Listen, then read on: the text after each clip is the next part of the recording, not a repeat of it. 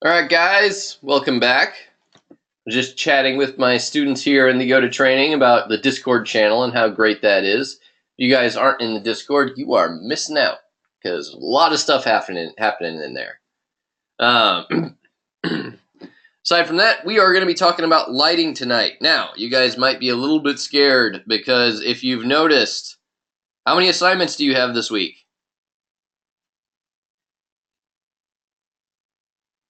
A lot more than last week. Well, one more than last week. So, 4 including the discussion. So you have 3 major assignments to do this week. So you probably don't want to be working on that still life until like Saturday.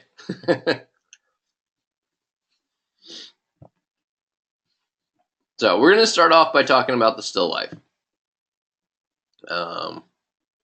I actually don't have a slide for Project 5. That is disappointing.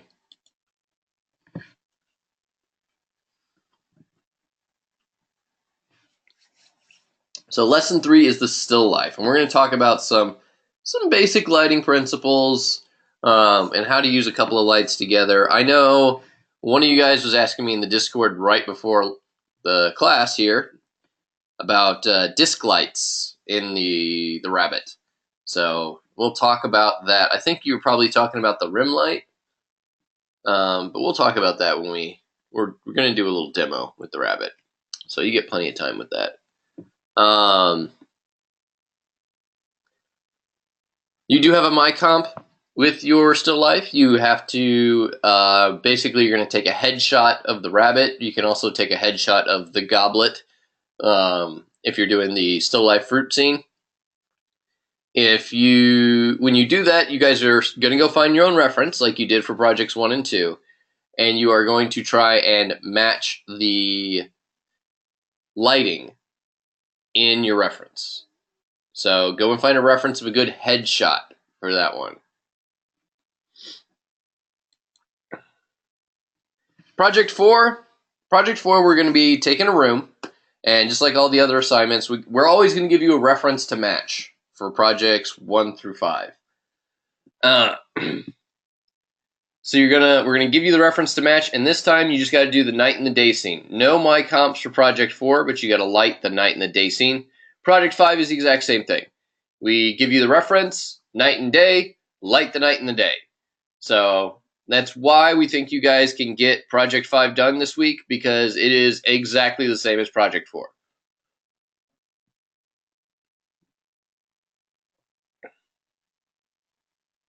The only difference is you have to download a different IBL dome light, which we'll talk about IBLs for Project 4, but you have to download a specific light for that. Or a specific image for that. So, submitting late work, just go over this real quick. I don't think this is a problem. Just make sure that if you're submitting late work that you email me and request that an extension so I can reopen the portal and you can submit it through the portal. Do not send me Dropbox links. Don't just upload the files to FSO in a message or anything, or send me it as an email attachment.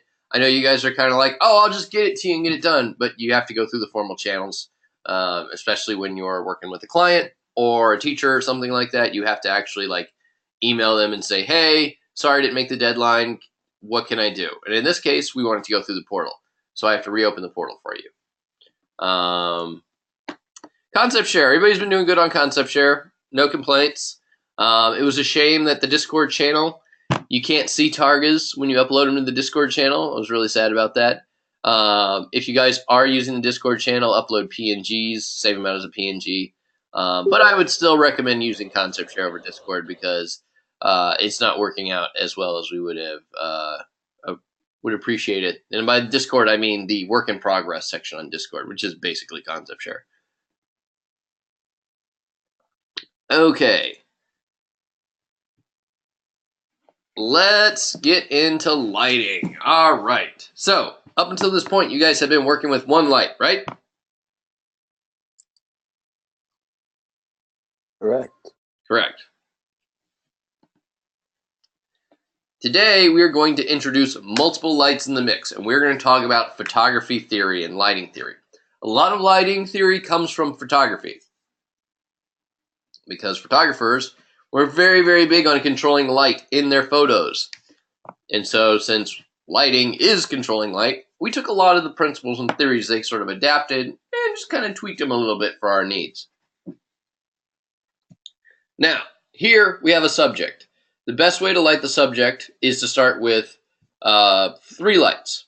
And there are many different theories, and we'll talk about all those in the next step. But we're going to talk specifically about what we call 3-point lighting.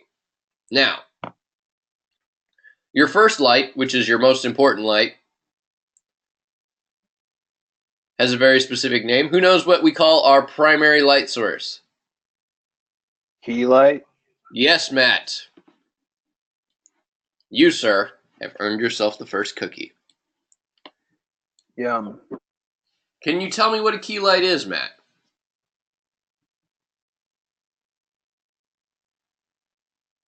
Well, I mean, I don't really know a different way to say it than it's your primary light source.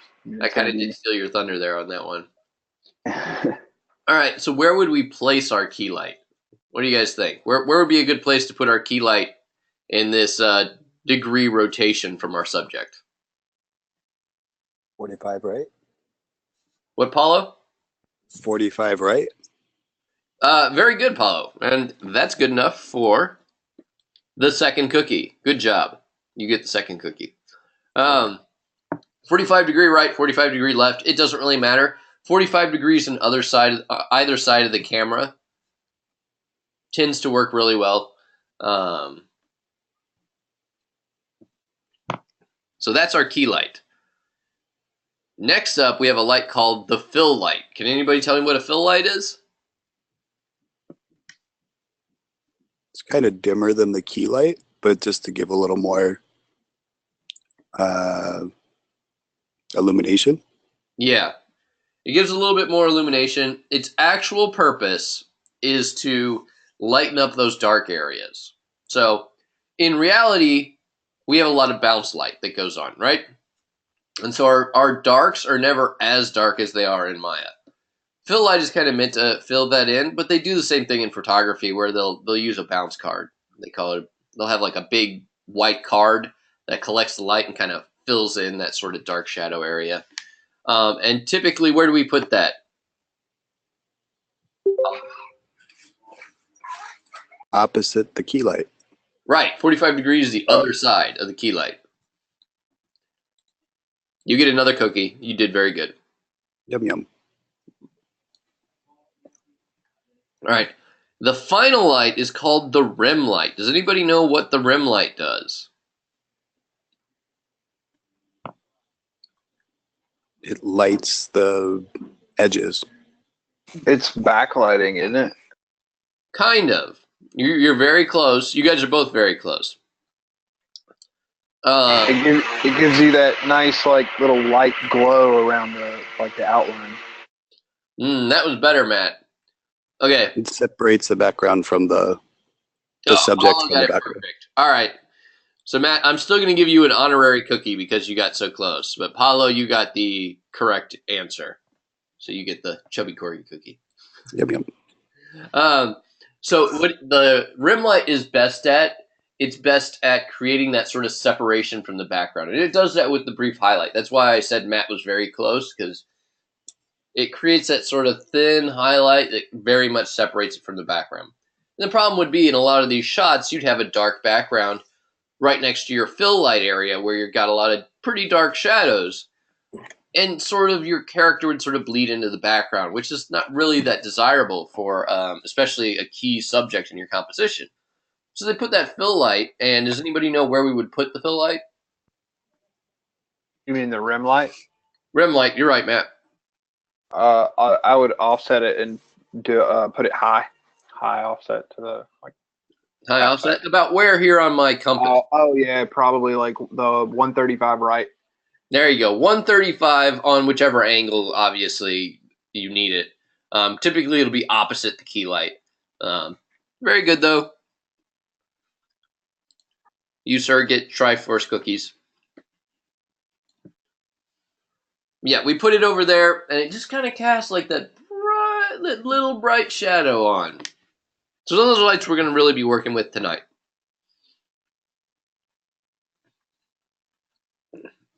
If you are doing the still life, you will also have to do a backlight.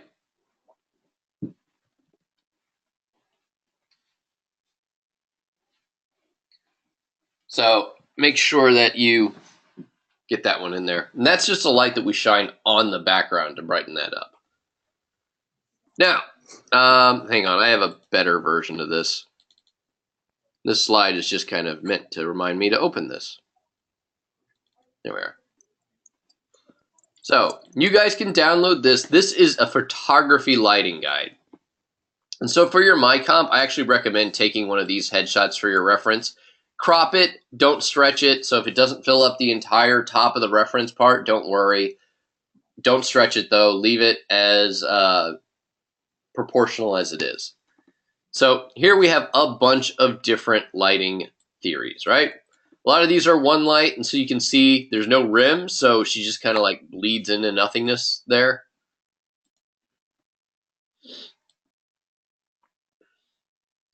But this is where we bring a lot of our theory from.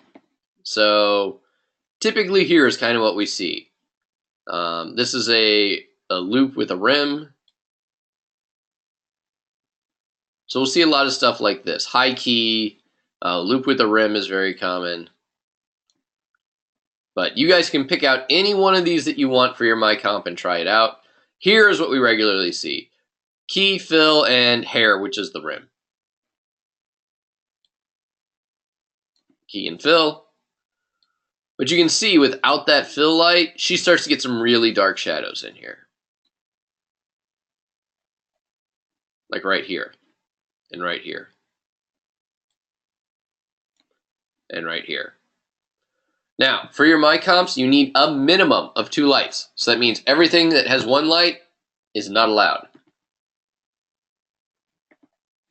And if you're really crazy, you can drive this like 5 light nonsense they have over here. This is very, very, very, very 80s. I don't know if you guys were alive during the 80s, but that's what the 80s looked like. Still, it looks cool though.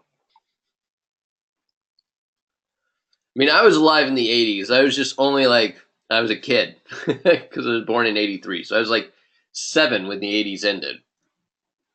Yeah, I was born in '87, so I was like 3 when it ended.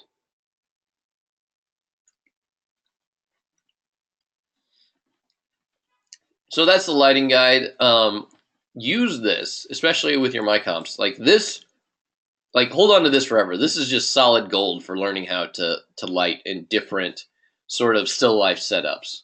And I know in some of your portfolio classes, they have you guys do still life. So this will be super helpful.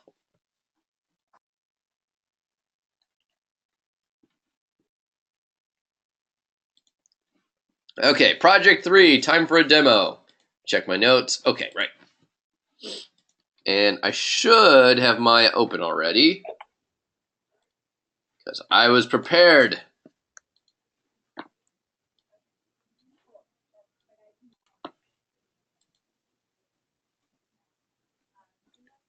All right, none of that stuff. We got to set our project. Sorry, I came down with a little bit of a cold over the weekend. I'm just getting over it. At least I hope I'm getting over it.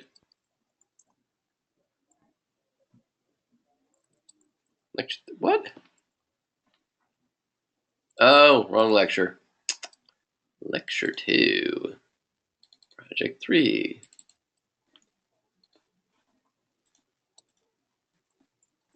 All right, we'll do the rabbit.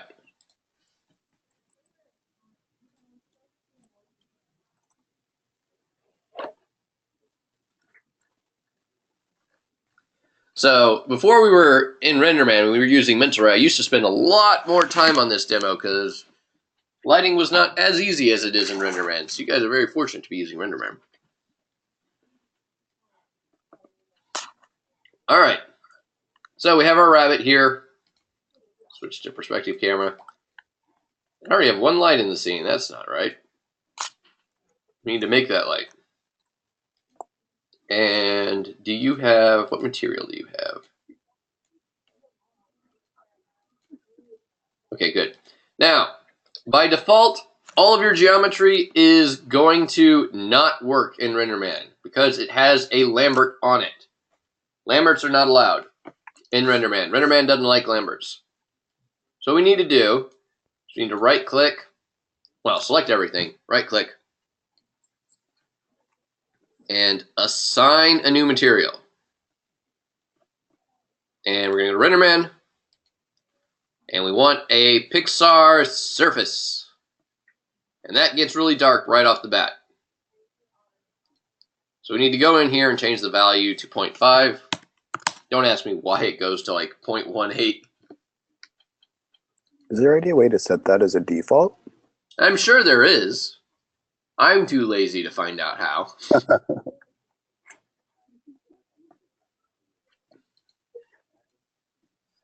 So you can actually also assign materials just by like right-clicking here.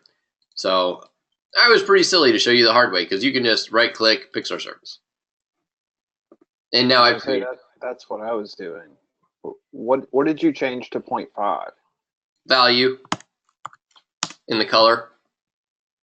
Oh, okay.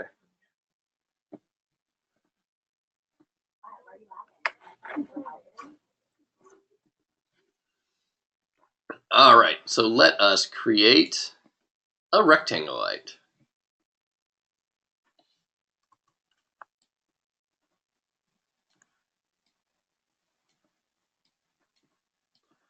Now, before we get started, there's one other thing we have to do. Go into our settings, go over to common, and make sure this little bugger is not checked on. Default lighting is for modelers. Default lighting puts light in your scene without any lights, and that's great when you're a modeler and you don't want to put lights on your stuff, but when you are actually trying to do lighting, that is really annoying. So make sure to turn that off, because it's going to mess with all your lights. Now, let's get our old friend It up and running.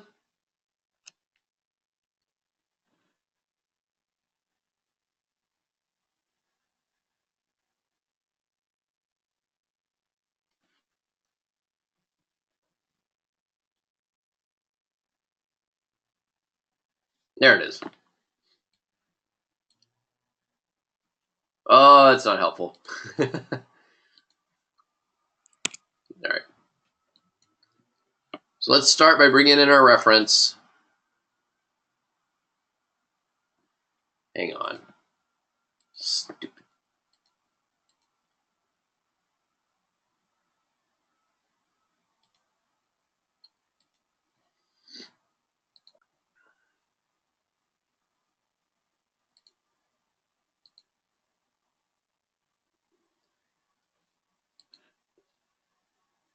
So I'm going to start by bringing in our reference.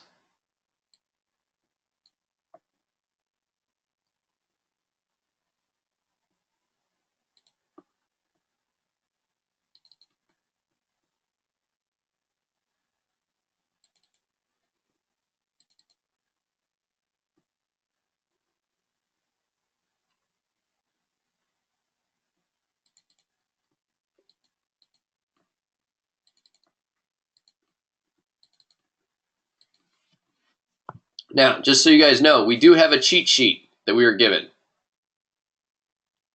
Right here, this is a picture of where your lights go. That is going to be super useful. But let's start with the key light. Bring that in. Now, I was talking to somebody last night, and we realized that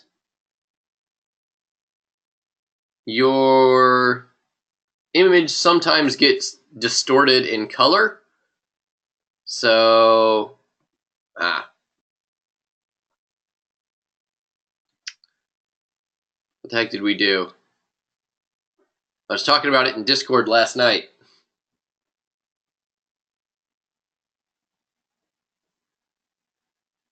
I think mine's already adjusted. I think we went to view and then image color space. An sRGB? No, not sRGB. That's not good. That's not what we want. Leave it on linear. I have to check the Discord channel because now I'm confused. I don't remember where it was. Should have put it in my notes. You know, it was on review. Whatever. We're going with this.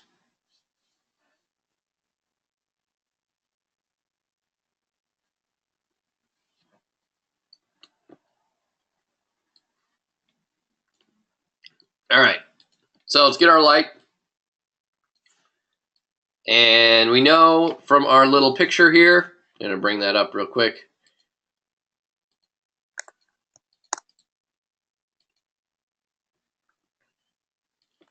We know from our little picture here, our main light is going to be right over here, and it's going to be angled a little bit. So when I use T, press T, that's my aim point. There we go. And I want my aim point right here back by this rabbit. And I want my light like right over here. Not there, but like there.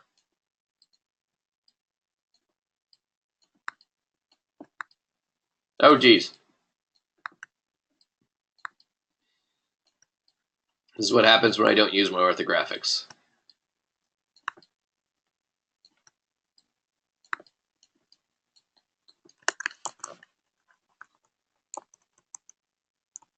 Whatever.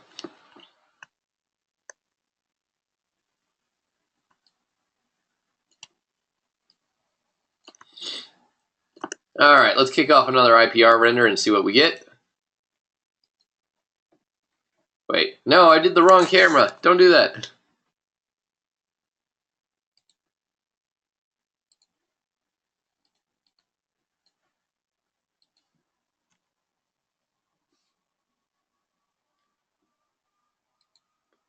Remember, here's our reference. Let's get rid of that.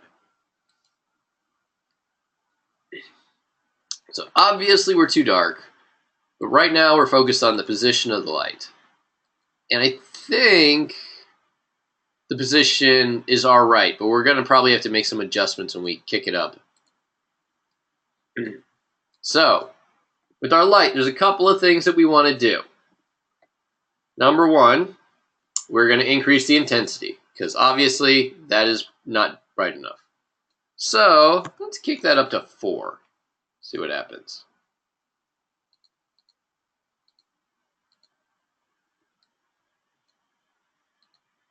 Use my slide tool here.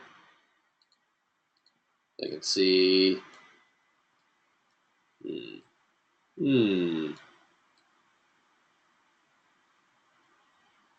Obviously, still too dark. Let's kick this up to 16. All right, let's kick this up to 8.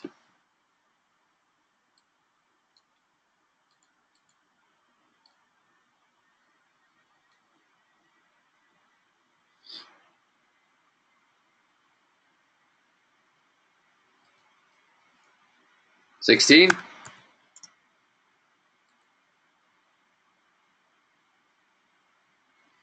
Getting noisy.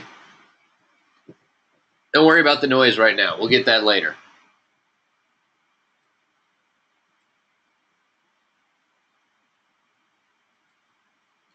Um, 32. There we go. Now we're starting to get in the right realm. We might be a little bit too bright. We're a little bit too bright.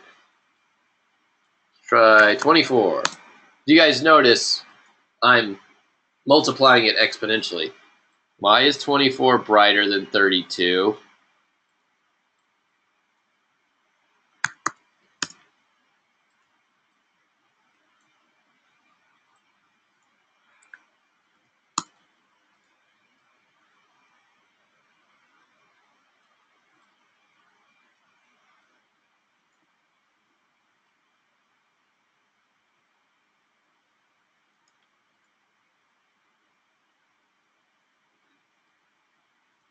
Let's try 12.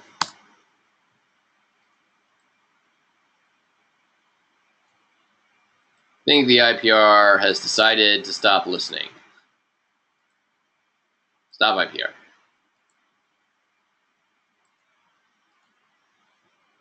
Yeah, I've found that I have to restart the IPR quite often when I'm making changes like that. Yeah, the IPR does that, where it's like, I'm done. All right, looking pretty good.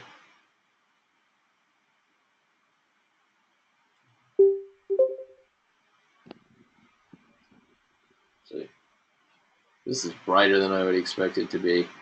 So we're just doing the key. That's just the key. Okay.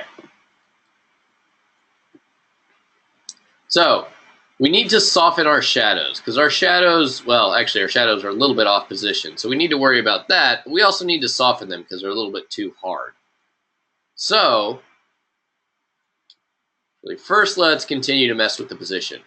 Now this is really annoying because I want to use my second monitor to do this, but you guys can't see the second monitor.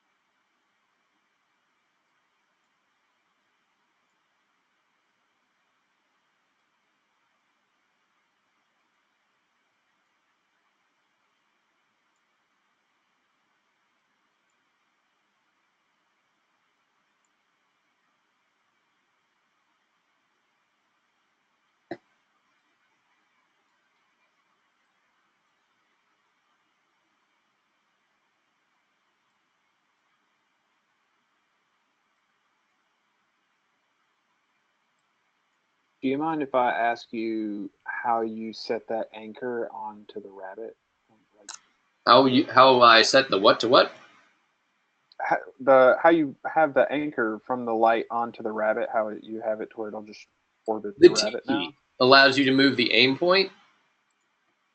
So if you press T, you get this little aim point. So it's not truly using the move tool. If you use T, you're using the move tool with the aim point. And this sort of reorients where it's pointing. That's cool. Awesome. Thank you.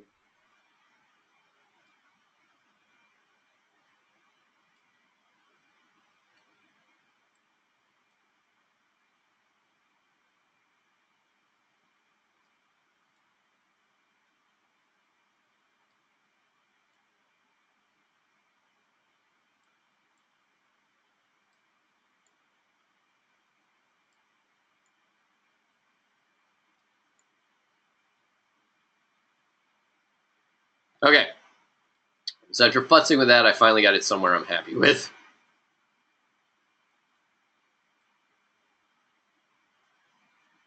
Let the noise clean up for a little bit.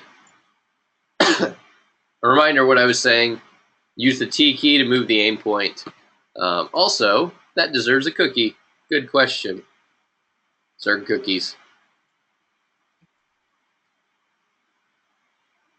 Okay, now, to soften our shadows, which is to spread them out a little bit, what we would normally do is we would scale up the light. So, give me a second here. Come on. Just not enough room on my screen. But, what happens if we scale up our light?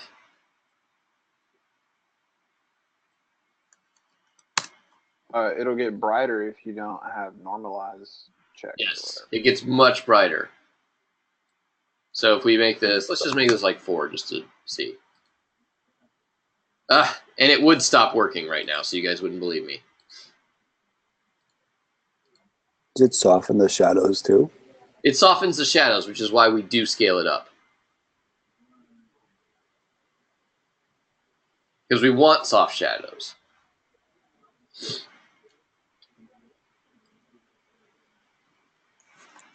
The heck?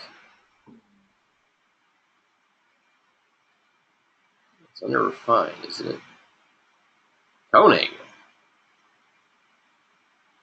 This is a rectangle light. Normalize. There it is. Yeah, that's what we clicked. It should have gotten brighter. It's just screwing with me now.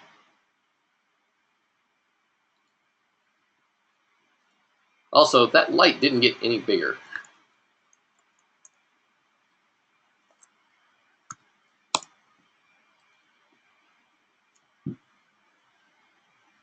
I think you forgot to hit enter before on your scale app.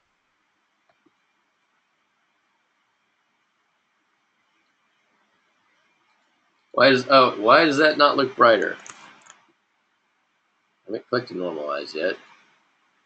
So normalize just cancels that out. All right. You are gonna blow this lighting out. So help me. There we are. But if you click normalize, so then it only worries about the intensity, not the scale. Makes it a little bit darker, so I am just gonna make this 24, which is what I expect it should be.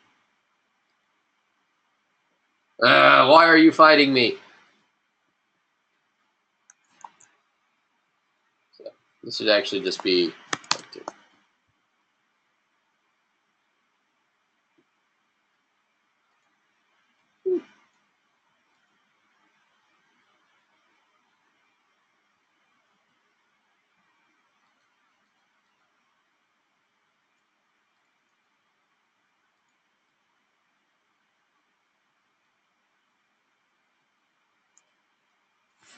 Bugger's too dark.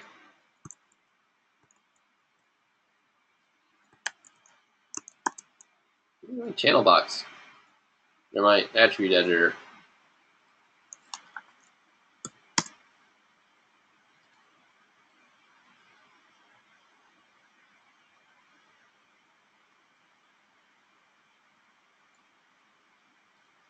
Maybe it is supposed to be 12.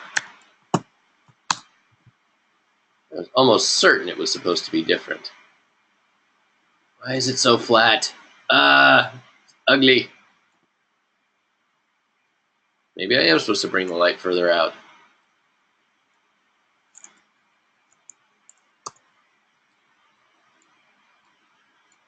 And you guys can see how this key light, you can just mess with this all dang day.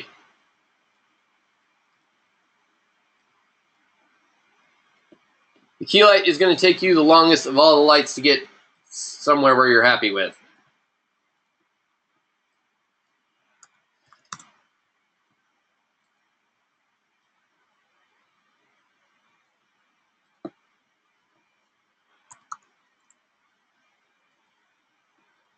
There we are.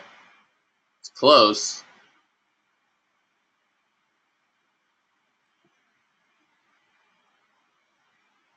Alright.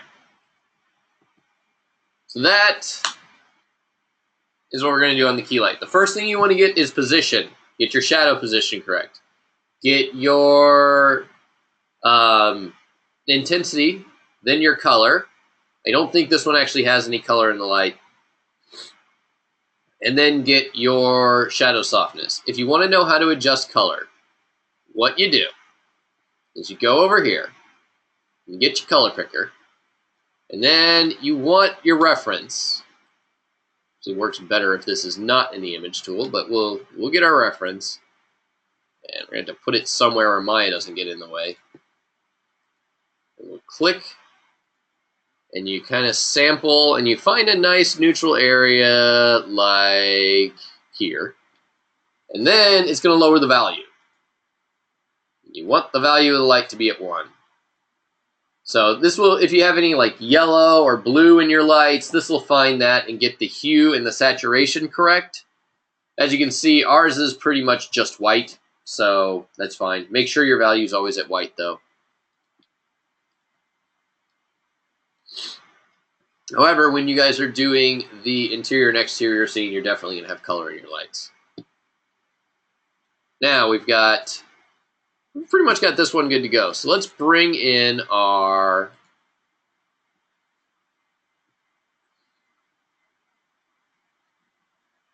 fill. All right, so we have a new reference, that there, and we have a new light. Almost forgot the most important thing, naming your stuff. It's actually not what I wanted, Maya. Outline.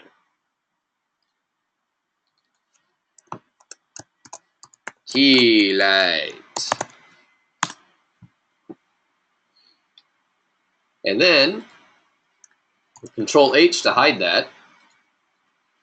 Shift H to bring it back. Just Control H. And then we will take our outliner away.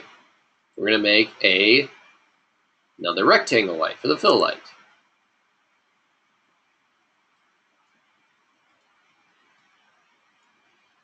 Now we're going to do the same thing. We are going to use our cheat sheet to get kind of like a rough idea. Ooh, that one's like all the way out there. It is a rectangle light. Kind of looks like it's a disc light, but it's a rectangle light. You can see here. That one's further away. Further out. It's a little bit at an angle.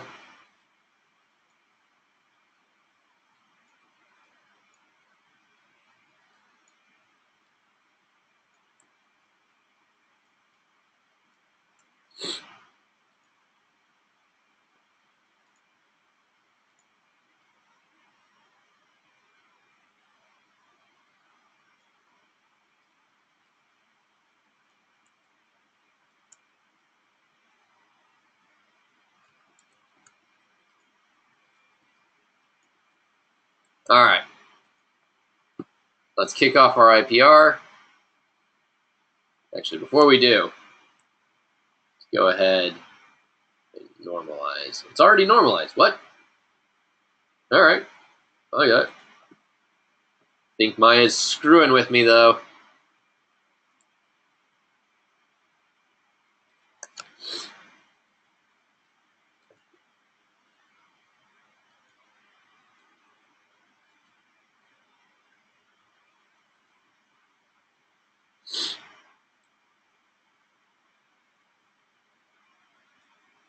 All right. This one we actually need a little bit more intensity on. I'm going to go straight to 4. Too much. 2? Why does that seem brighter?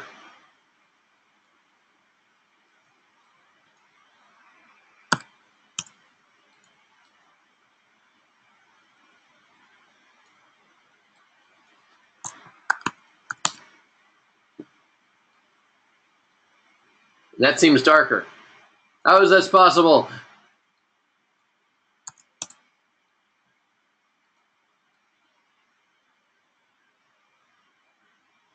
Well, those are looking pretty good.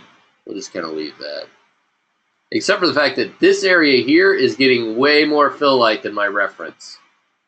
So that means the position is not correct. We need to kind of move this over here a little bit more.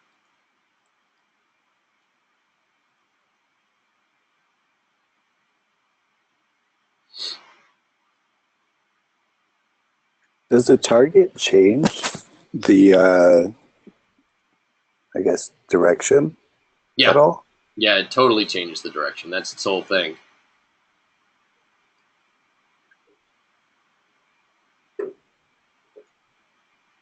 So it goes a little bit this way. And my results.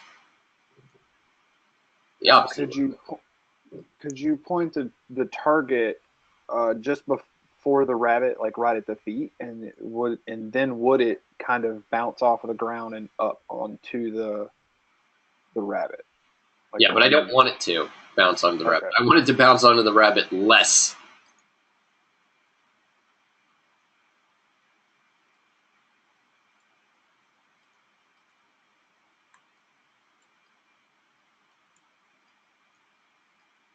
No, it's definitely not that far out. It's more like there. Can you target with every single light? What'd you say? Oh, sorry. What did you say? With every light, are you able to target? You can target with any lights, yes. Awesome. You can target with things that aren't lights, too. Not as much point to it, but you can do it.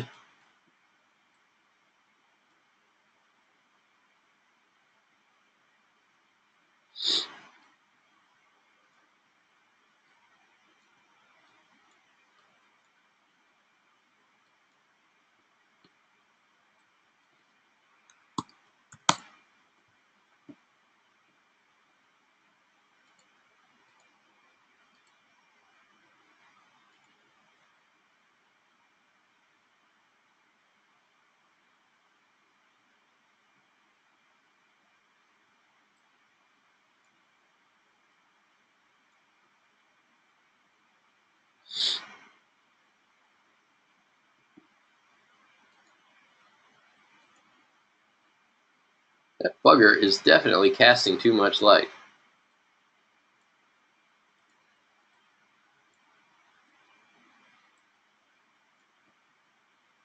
Maybe I'm wrong. Maybe I have to go lower.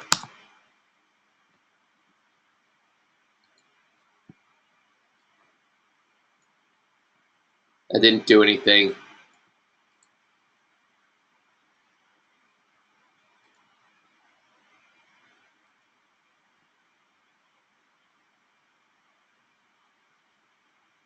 Well, that's where we're leaving it. We got a lot of material to cover. I can't get on the lights all day. Whoa, that's really dark. It's too dark.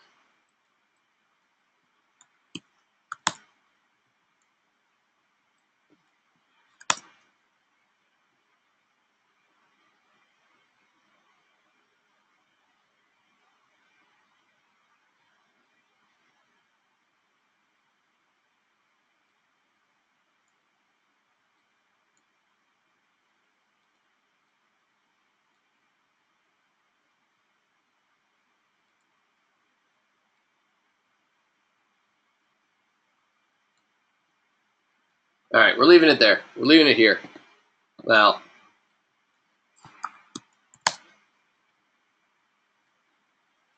we're leaving our fill light there. It's pretty good. Doesn't have that dark shadow, but we'll live. And let's get the rim light in then. Oh, before I forget.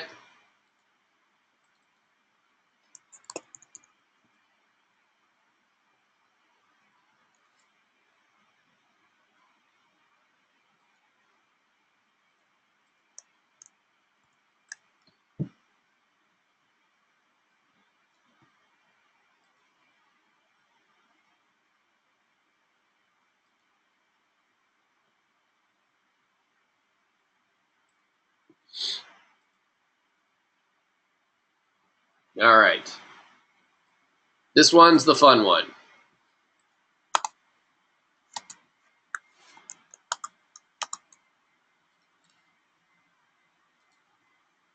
So we get the disc light. We're going to rename this one the rim right off the bat. So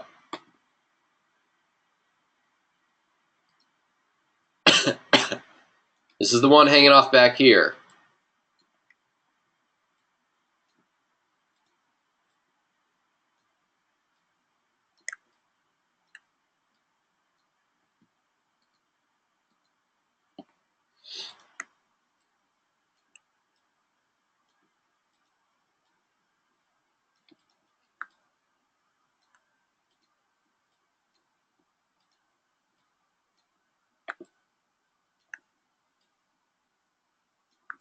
Okay.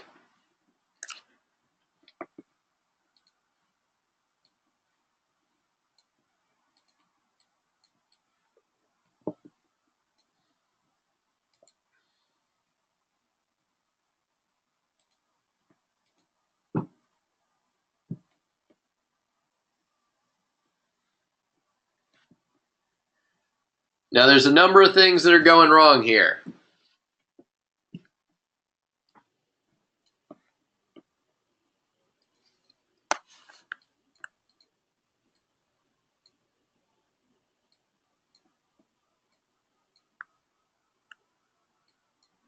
So what's going wrong?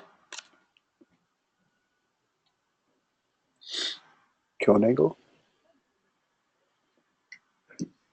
I see what you're thinking, but no, actually. Someone was talking to me in the chat before class. I think this is what you were asking about. I think, was it Shane? I think it was Shane. So the cone angle is actually not the problem here. But instead of thinking about what the solutions are, visually in the render, what is the problem? Here's our reference. What is not matching? What's the big obvious part?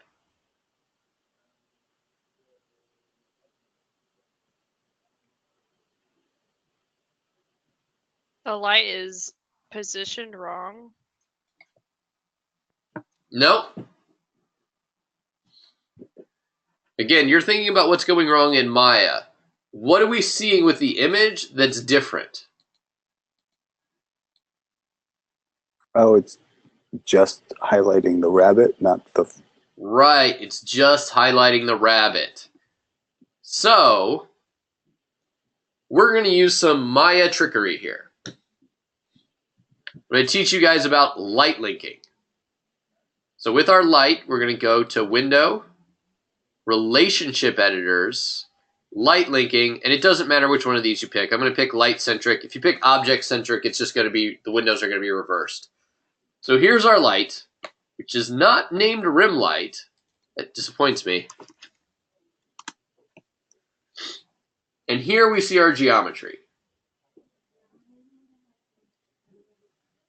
It has both of these selected. It is linked to both of them. By default, every light you create is linked to every bit of geometry.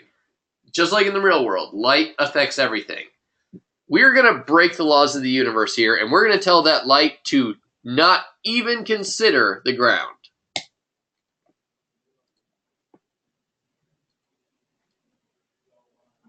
So now, it's not lighting the ground.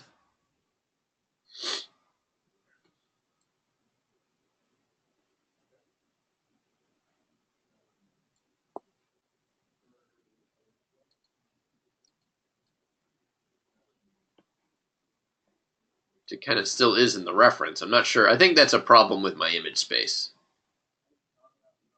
Do you have the wrong... I do have the wrong reference. Okay. This one. There we are. That's what I wanted to see. It is positioned wrong. I was trying to do the fill light. So that's light linking. Get back there, you. Oof. Get back over here, you. Obviously, the intensity is too low, so we'll raise that right now. At 4.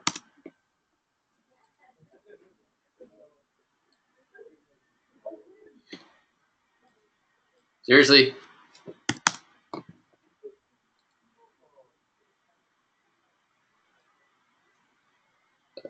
18. There we are. Actually brighter than 18. 32. There we are.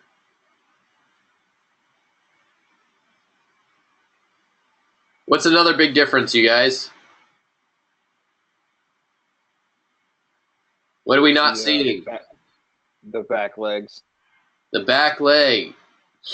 So, this is because as the light passes through the rabbit, or shines from the light, it hits the rabbit and doesn't pass through. It creates this dark shadow. This is another place where we're going to cheat. And we're going to break the laws of reality. So we're just going to go into our shadows and say, you know what? Don't cast shadows. And now it's going to light because the light's actually going through the rabbit and hitting the leg. Because there's no shadows being cast. Now, this is something that you guys can use very, very rarely. Like, you have to use it very in specific situations, because we're breaking the laws of reality. When you do that, if you don't use it carefully, people will notice that your lighting looks fake.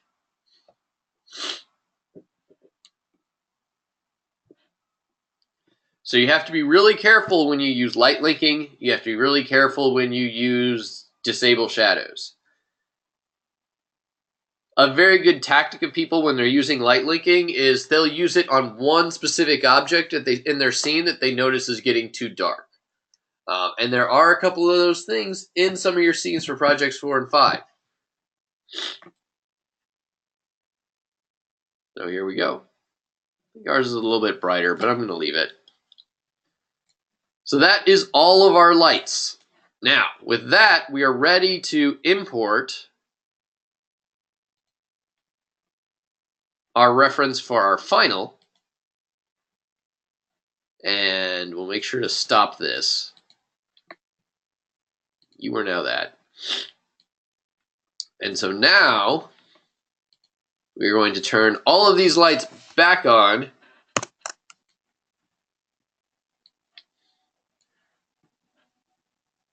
And we are going to kick off another render.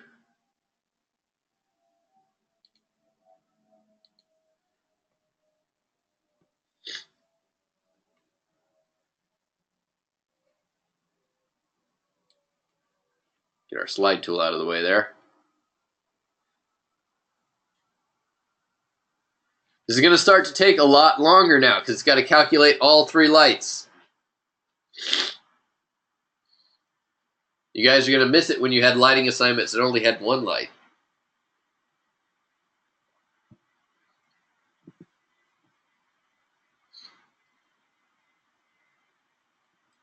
Okay. So, my fill light is too bright. My key light needs to be brighter in some hot spots, for sure.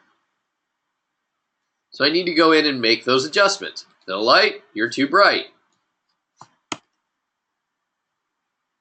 Changing a 0.7.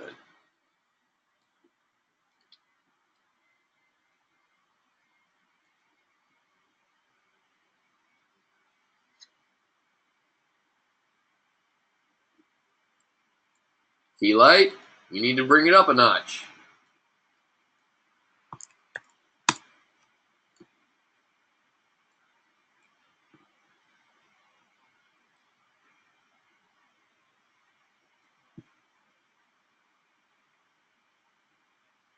Yes, Erica, it can get really confusing. That's why we do 1 light at a time. That way we sort of minimize the information we're dealing with at any individual time, and then at the end we polish it all together. Don't be satisfied, though, if you do your final and it doesn't look like the reference. Go back in and start changing some stuff around to start making it look right.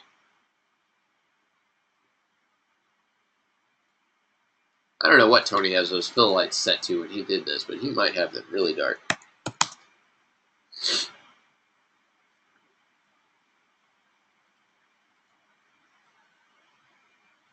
Now, the other thing, we're using IPR rendering, so we're not getting all of our samples and stuff. You've still got to do what you did in Project 1 now and go back into your render settings here and start messing with this stuff. So, for example, this is going to have an effect, this is going to have an effect, this is going to have an effect. So, I think that actually gets affected with IPR, but this stuff doesn't. So, once you're done, you have to stop doing IPR renders and render out real current frames. So, this is actually getting closer and closer. It's a little too bright in this area, so I might actually have to move my light, but I'm not going to mess with that because that's going to take forever. So, you know, honestly, it's probably going to be up around 512. I think pixel variance is... What are you doing? That shouldn't affect you. That's IPR. Your IPR is down here. Oh, pixel variance right here. Huh.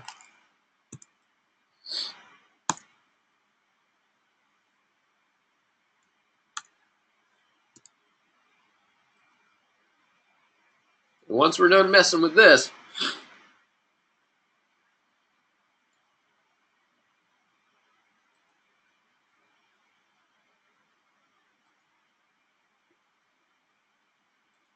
once we're done messing with that, we have to actually do render current frame. This is going to take a lot longer. Shoot. I don't know why they don't have it so you can just render current frame from. Stop.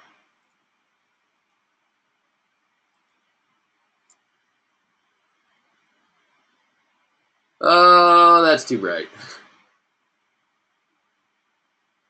So you're going to have to actually kick one of these off. And we can see down here when we're doing a render current frame how long it's going to take. This is going to be a long time because we're still at 0.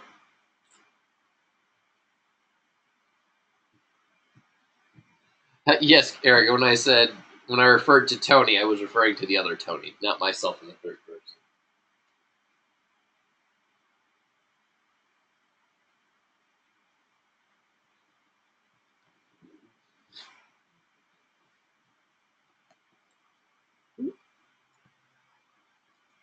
It's looking better. That's still too bright on that fill. Remember, you got to get rid of all the noise too. So if there's noise down here when this finishes, you need to mess with your settings.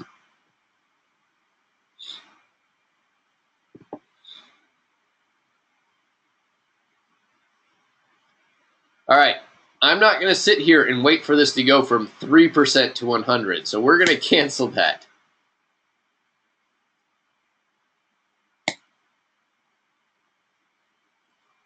So, any questions on the still life assignment?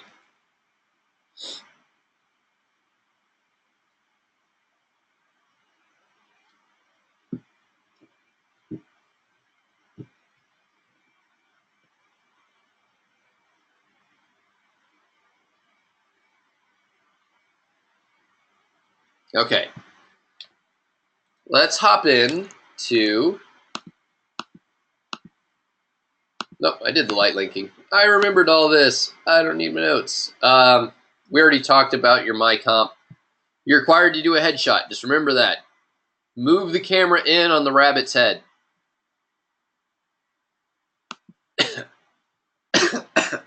So project 4 and 5. Here we're going to be doing an actual room. So,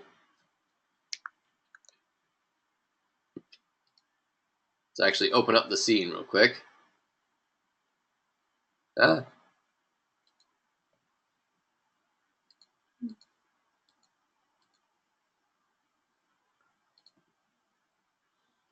we'll close this catalog.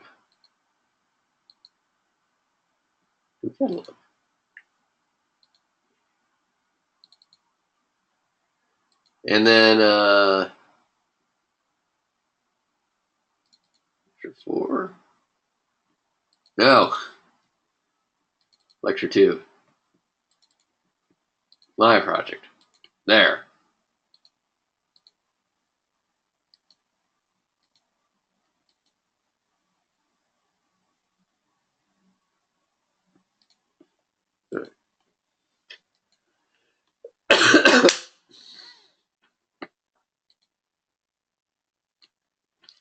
There we are. We have a room.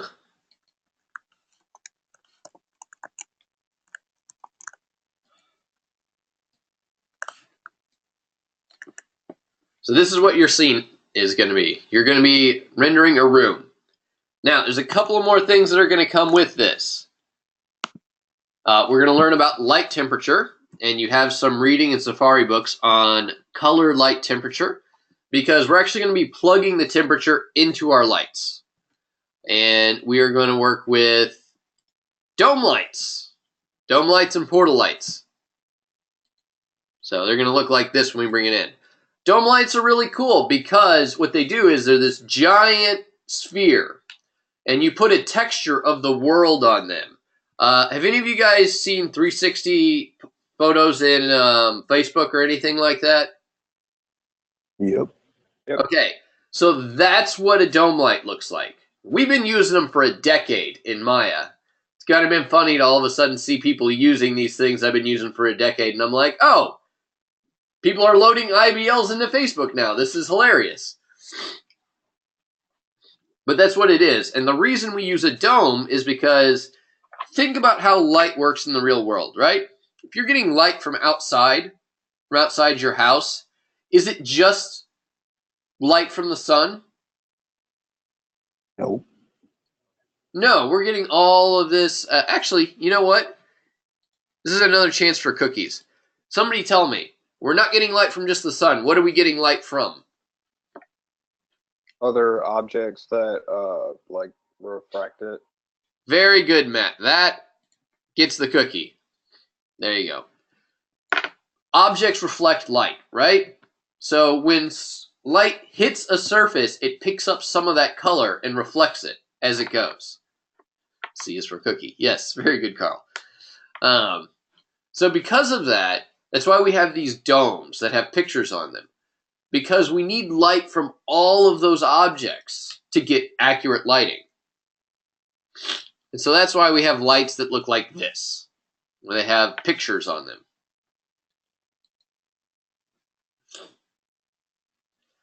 Now, because we're in an interior scene, we're going to use what's called a portal. And that takes all the light from our dome and like squeezes it into these rectangle lights. Those are the portal lights. So we'll place those where the windows are. Actually, if you give me a second here, I'll show you how the lighting gets set up.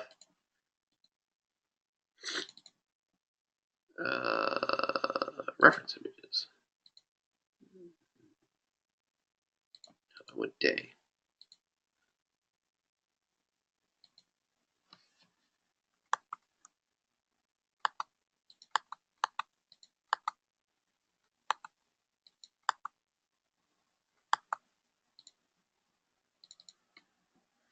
So it's kind of going to look like this. Really, we just use, honestly with this one, we use the dome light, the portals, and a directional light so we have shadows. This is actually probably going to be a little bit easier than your still life assignment.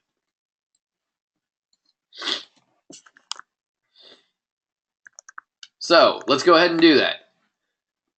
Now, to create a dome light, right click here, Pixar dome light. All right. Now, go to the file, and we are going to go to our source image, and we have the Zen Garden.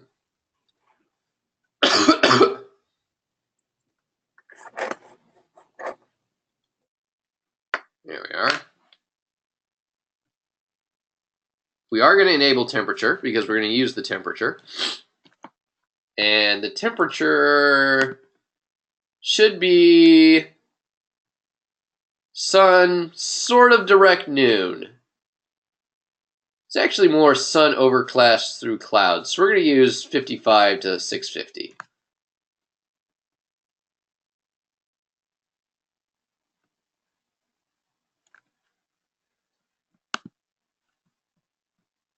$650. Okay. Let's do that.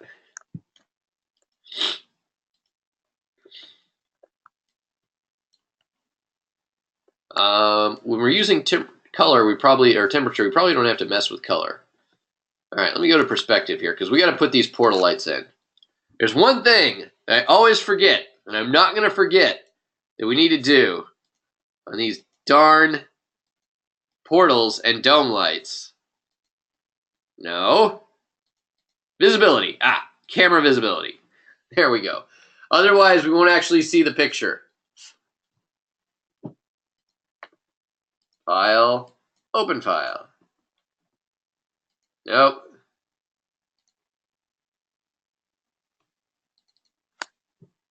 And we want reference images. Day dome portals. Oh my. Well, that is going to be slightly annoying to me.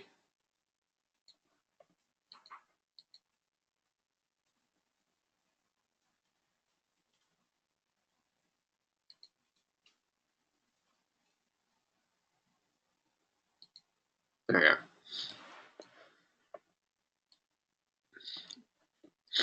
All right, so now we create our portal lights. Right click, portal light.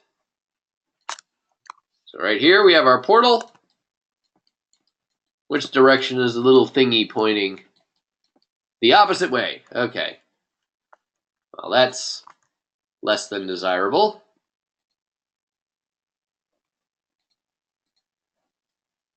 Rotate 180 degrees.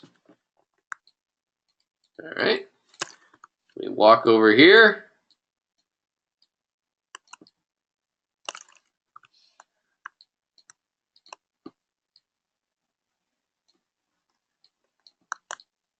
Ah. Then we just scale it up. And you want the actual rectangle part to kind of line up with the door.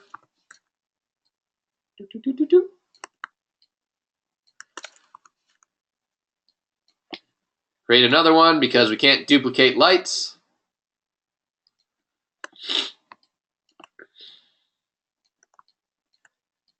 Well, take that back. You can duplicate lights if you want to mess everything up.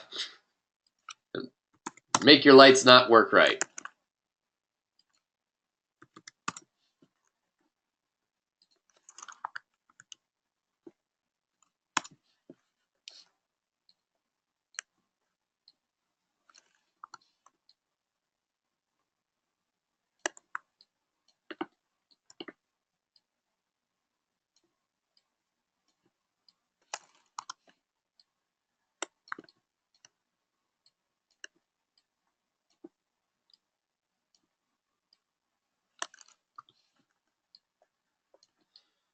Okay. Now then. Bring that down. Yeah. We got to turn visibility on these portal lights as well.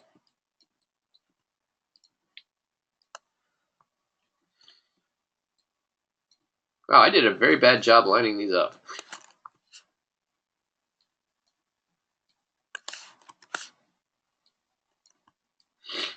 Now check our dome and make sure both portals are actually assigned. They are. Okay, good.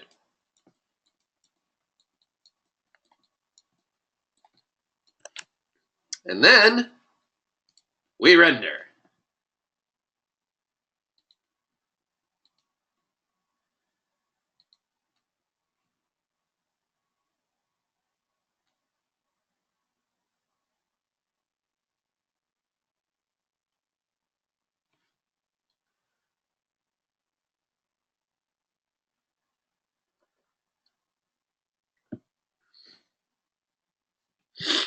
Is it going to render?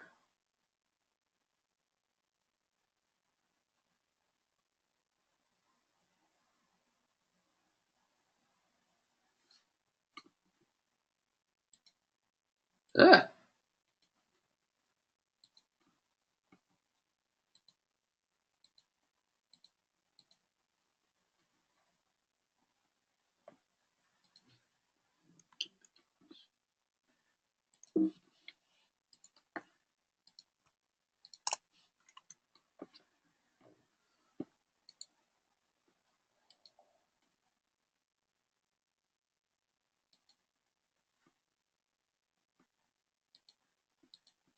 This is what always happens when I mess with catalogs. Why was I arrogant?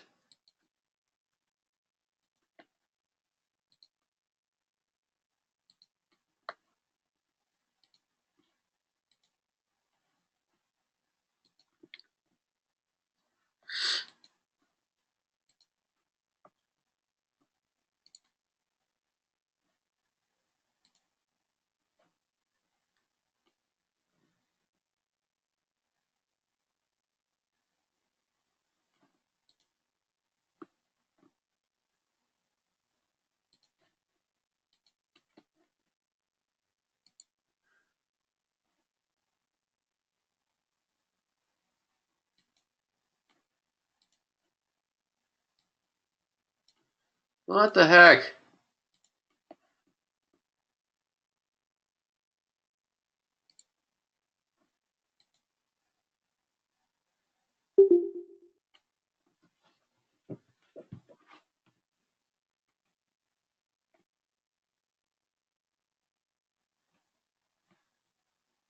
Alright, guys, technical difficulties. Hang on here.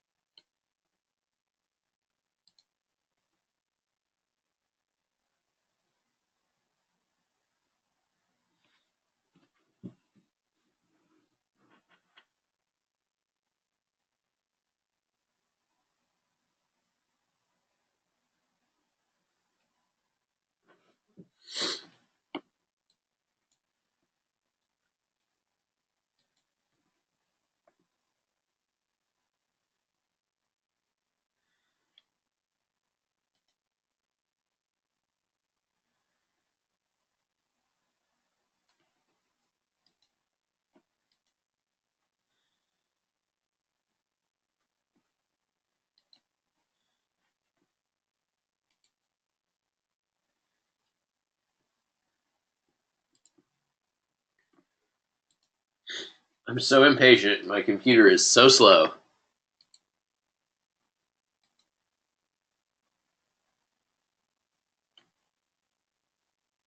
Object render view not found. Jeez! Really doesn't want to work with us, does it?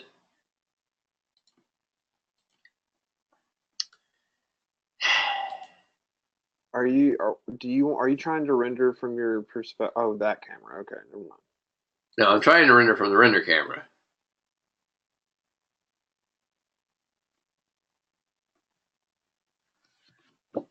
What the heck?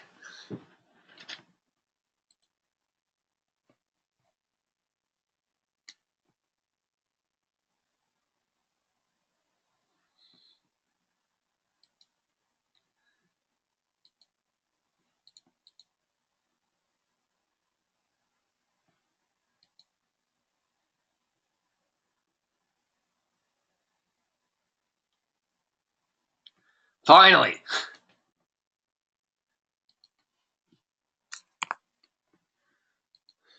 Alright. Get that dome light back in here.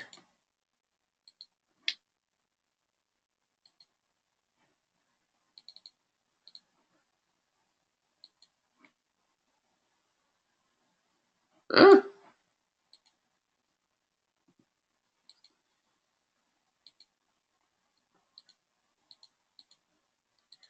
Alright. We'll be a little bit more cautious and make sure our stuff is actually rendering as we go.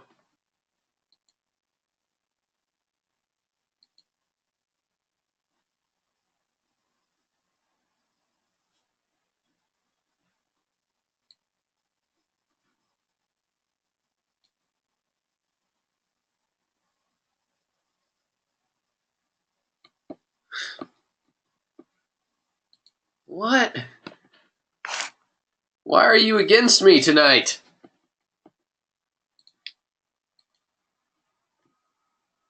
Something not found. Great.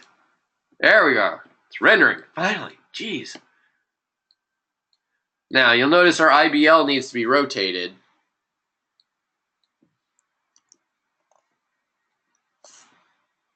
So we'll go over here to Panels, Perspective. What? No. It's Maya. Give me the thing. So, we need to rotate our dome till it kind of matches what our reference looks like. Yep, it's getting close. I know what the reference looks like. You guys will have to use your actual IPR reference. There's a little bit of green in the corner. There we go. That's what I'm looking for.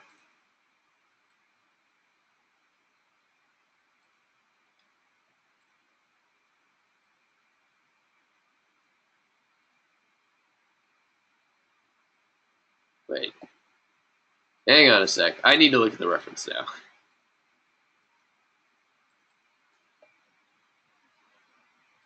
Okay, it looks like that. Okay.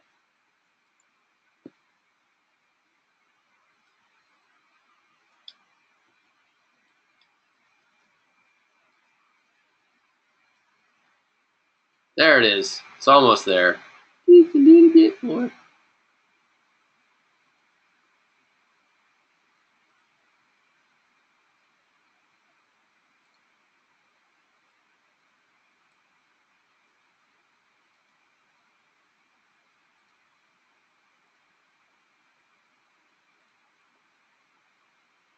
Alright. Probably 145 or something. What is that?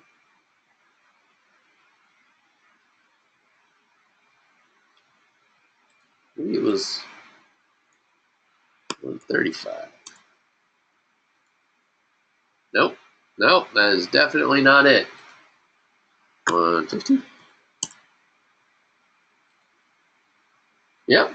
150 is about right. Okay. As we already said, enable temperature to 60.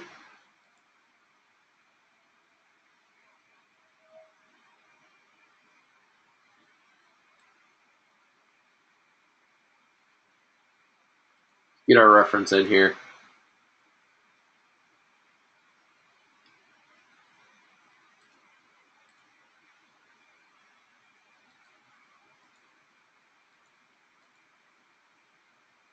Now, we do need to crank up the intensity.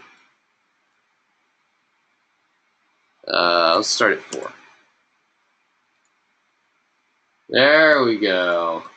Starting to get closer. We still need to get the portals, though. Actually, I'm going to... Yeah, I'll leave that there. So let's get those portal lights in.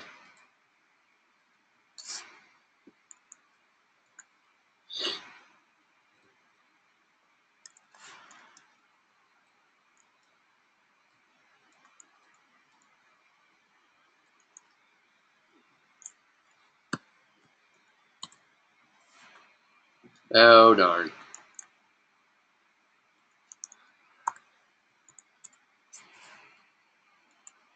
I apologize for the technical difficulties, everyone.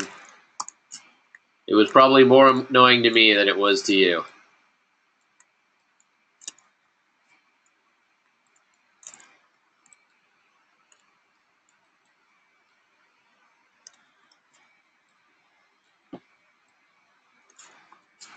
So part of why we use the portals is because it decreases noise. If you didn't use the portals, you guys would have to have your render settings up ridiculously high to get the noise to go away. Boy, what's going on here? Not even rendering.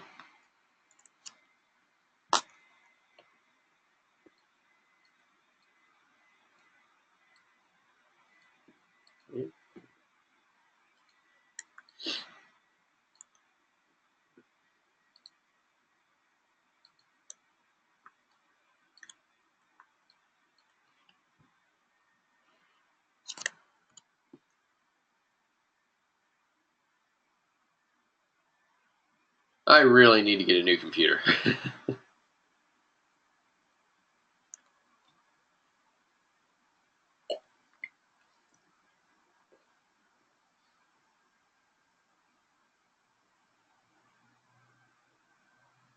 Oh, it didn't crash. Yay! Ah, come on.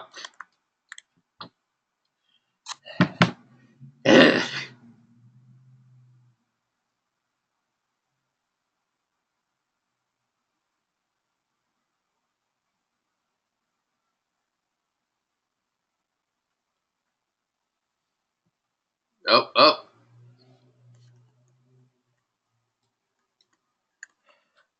Come on! It's just toying with you.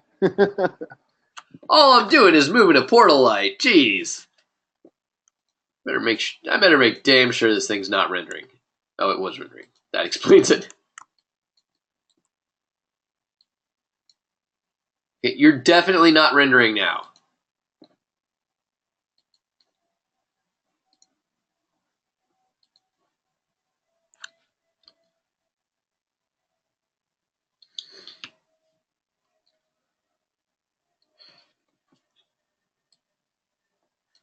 For crying out loud.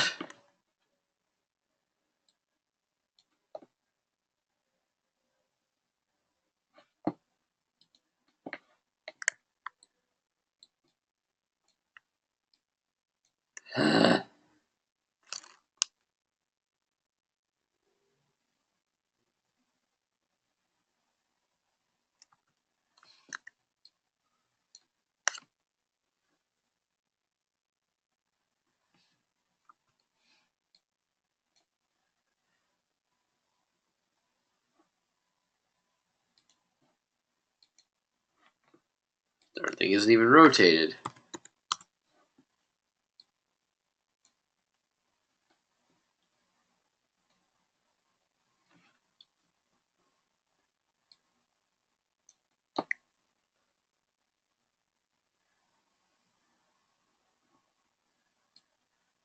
You know, Maya, I still have to show these kids mesh lights tonight. If you're going to take all night just to do this.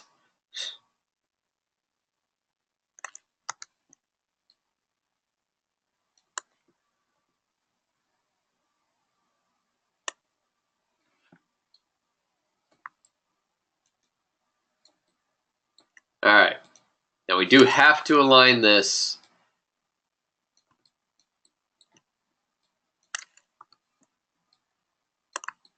So it covers the whole window. Really? It's just this one? It's just this one.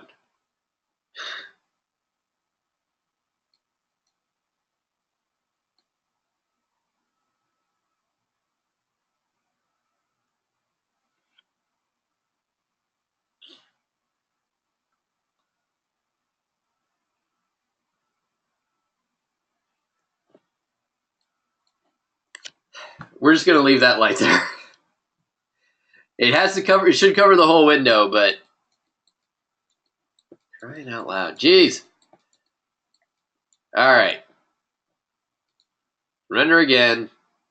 Through the render camera.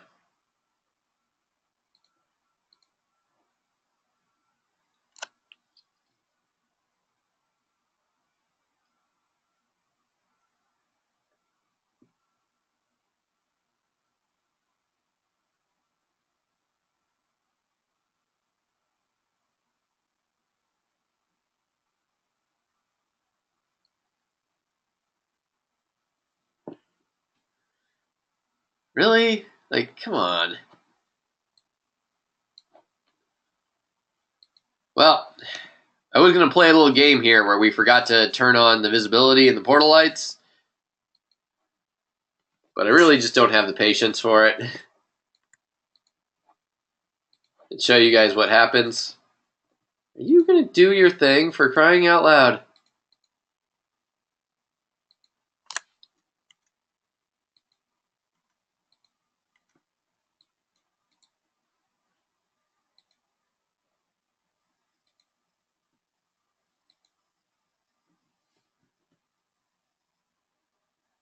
Uh-oh.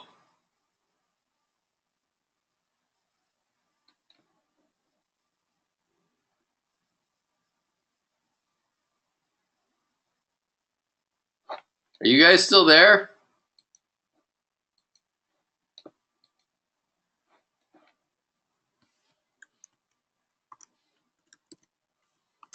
Class, are you still with me?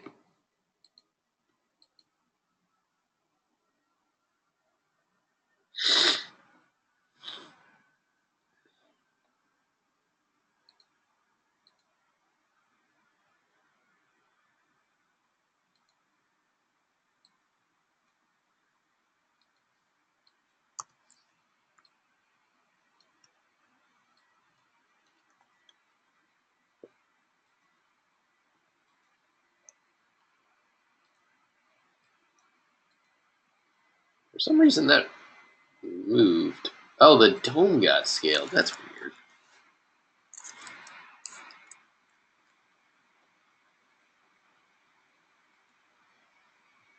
Yeah, I'm not going to mess with it because things have been going awry tonight.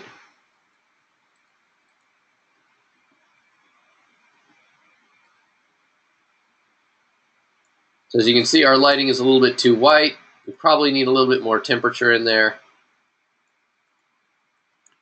Grab these portals, enable temperature.